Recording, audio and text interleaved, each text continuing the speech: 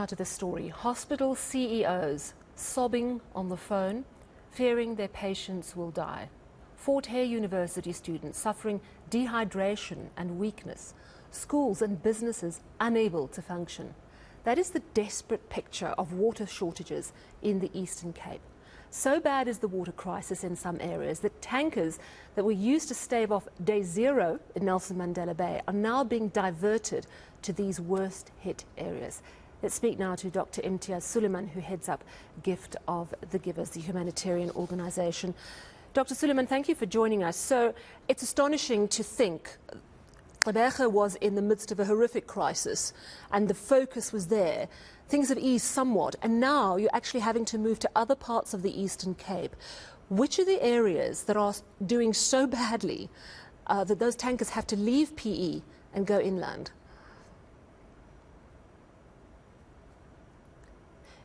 Imtiaz, I think you've muted yourself. I can't hear you. There we go. You can start again. Talk to me. Let's just check I can hear you. I can't hear you. You've still muted yourself, I'm told. Let's try one more time and then we'll take a break and give... there we go. Can you hear me now? Absolutely loud and clear. All right, so I was asking you about which areas... Good evening. Good evening to you and to the viewers. Yes, the area affected is the the Amatola District Municipality and parts of the Raymond Mashlaba Municipality. And it extends to a wide area. It's on Friday we started getting calls for water requests from different hospitals, and we couldn't understand why. And over the weekend it got more, but on Women's Day those calls intensified. And in your introduction you mentioned CEOs were crying. They were crying. They're calling us and saying, how are we going to manage? There's no water. We can't wash the linen. We can't look after our patients. We have to move them to other hospitals. There's no water to drink. There's no water to give medication. And then schools started calling. Clinics started calling. Whole communities and people from all over started calling. The phones were buzzing. And we're trying to figure out where is this crisis coming from? Because we know there's no other problem in this Eastern Cape besides Gqeberha at the moment, and of course areas where we regularly take water by tankers. It's a standard process for us. And then they said, no, there's a municipal strike. It started 2 weeks ago.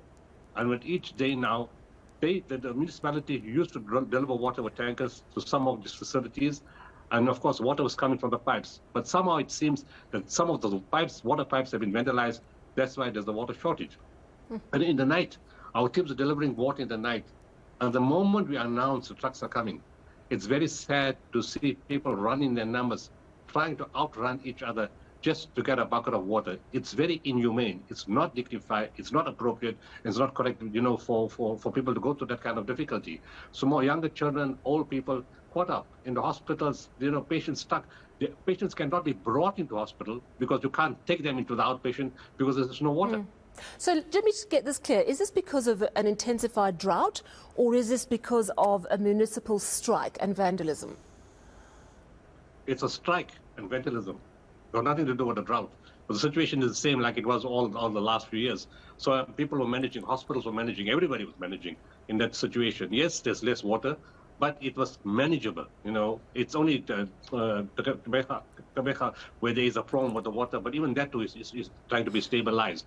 So we had to divert from there to go to these areas simply because we asked the people, what's happening? How can the water stop if there's a strike? What's that got to do with the water system?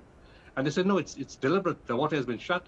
In other areas, the water is not shut, but water tankers are not coming anymore because water tankers used to deliver water to some of the hospitals and some of the critical areas where the water levels are not adequate, from the normal taps. So it has been exacerbated by the lack of delivery and by pipes being destroyed. So this municipal strike, is it in the Amatola municipality and the Raymond Mashlaba municipality, those two areas? It's Amatola from what I know, but I think the Raymond Mashlaba area is dependent on Amatola district. And Raymond Mashlaba, the specific request is from Fort Hare University. A ward councillor sent us a big letter last night to say as the ward councillor is very, very worried and upset and worried what's going to happen to 10,000 students.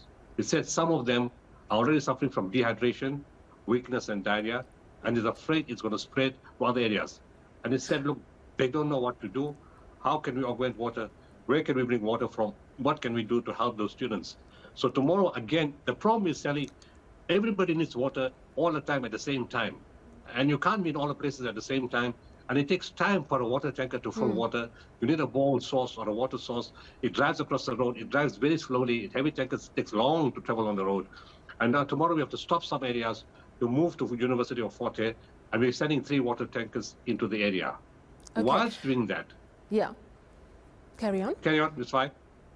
No, I mean, it's astonishing to me because, as you say, these are water-scarce areas anyway, some already reliant on water tankers. But due to this municipal strike and vandalism, it's got completely out of hand. And my next question is, what is the municipality doing? I mean, how is it possible that a strike can cause such intense disruption and not be dealt with by the municipality? Well, now it's a question. See, the municipality is made up of politicians and civil servants. So I think the politicians are on one side trying to sort the problem out, and the civil servants on the other side apparently wanting an increase in wages. And from the information that we're getting directly from mayors and people within the politicians, within the councils, is saying that there's no progress in the talks. They're telling us how much can you help us, because we're going nowhere. We're making no progress, and the situation is going to continue. Strangely enough, in a place called Bedford, where we have boreholes, where we have been supporting the community, today they're not even allowing water tankers to go through. And now there's a secondary strike. The community is striking against municipal workers, saying why they're striking, and because of them striking, the community can't get water, so the community is now striking. But in the process, they're not allowing water tankers to go through, which makes absolutely no sense. And the Bedford hospitals is in critical need of water. It's the community's own patients that go to that hospital. So we can't understand the logic of why they're doing that. I mean, it's just astounding and very, very distressing. How many people do you estimate are actually being affected by this compounded situation? There's tens of thousands of people that live in those districts, because I'm talking to you about big areas, you know, and that's excluding the smaller communities that live outside in outlying areas. They've also been calling. Our staff can't manage the amount of calls coming through. It's just too many calls. It extends to King Williamstown, to the outskirts of King Williamstown, to Alice, to Fort Beaufort, to Adelaide, Bedford, surrounding areas, and Fort Hare University. Those are the calls that people are getting to us. We don't know about the areas that Blackwater and other similar areas all need support. Fortunately, you know, we were proactive last year, and we put boreholes in many of the hospitals. And they got back to us yesterday and said, look, some of the boreholes are not working properly. So we sent in specialized teams. They fixed the boreholes. The flow is excellent. And from those boreholes now, we are trying to support the hospitals, because they are in the hospitals, and communities outside hospitals, so the water tankers don't have to travel too far, to save time, to get to more people quickly. Butterworth Hospital was especially in trouble. It's a big hospital, and both boreholes were not working. And today, I think it's almost fixed, and we can push a lot of water into the laundry department, which means they don't have an issue with linen anymore, and they don't have to send their patients away. Then we got 2 water tankers donated to us by a company called Redefined Properties in Cape Town. And they've speeded up the COR and the repair and upgrading of the tanker. Hopefully tomorrow morning we can send those 2 tankers into the area itself, in addition to one that we've moved from Gqeberha into those areas. And in addition to the water requirement, of course, they need the linen, what I mentioned, and blankets, and we're looking at those kind of items also to support the hospitals. The biggest crisis right now are the hospitals. I mean, I'm actually just trying to get my head around it, how a group of strikers would want to do this to the communities they live in, for a start, where the vandalism's coming from. I mean, are you getting any word? Obviously, you've spoken to the municipalities, but we know that in Gqeberha, for example, National Water has had to step in. Is this receiving the attention that it needs from South African police, from National Water, as far as you're aware? No, that's the worrying part. And I thought this things only happened from Friday. And then I thought, okay, you know what, Tuesday, maybe it started Monday, Tuesday. I didn't realize this thing's happening for 2 weeks, because the calls were intensifying on Friday. But then I realized, of course, it was a long weekend, schools were closed, and there were waters there was reserve water in all the JoJo tanks in the areas that had it. So in essence, if this had happened 2 weeks, it's like there's no leadership in the country. An issue like this has to be tackled head-on, instantly, from national government, provincial government. It's like the country has no leader and no government. You can't allow a situation like this to progress for so long. It's a recipe for disaster. There'll be civil unrest. People will die, but there's no facilities in the hospital. There'll be multiple spread of infections. And the health department in Eastern Cape can just not afford any more health crisis. They already have a budget deficit of 4.4 billion because of litigation. They can't support the hospitals with food. It's not their fault. It's a crisis they've inherited. All the new management have inherited this crisis from previous administrations. They're doing their best they can. And, civil society is trying to augment the best it can. But you need this, a decisive action from government. It's all us on the road now. Why are civil servants doing it? Where's a serious intervention from government? They're not visible. Do you happen to know which unions are involved in the strike action? It's probably the Municipal Workers Union. I don't know. I have no idea. Well, we'll certainly... To me, the only interest is to deliver water to the people.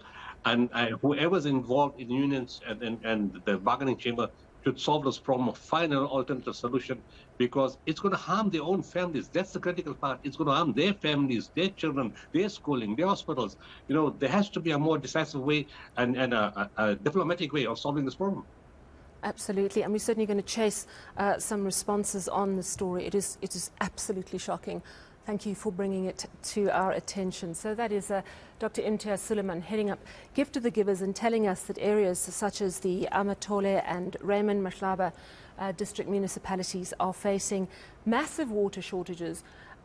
They are water scarce areas. Tankers are already delivering, but it's exacerbated and made so much worse by vandalism, and he tells us by a municipal strike. It's truly astonishing. We will try and chase municipal workers' unions in that area and also a government to respond to what is going on, affecting, he says, up to 10,000 people, including students at Fort Hare University.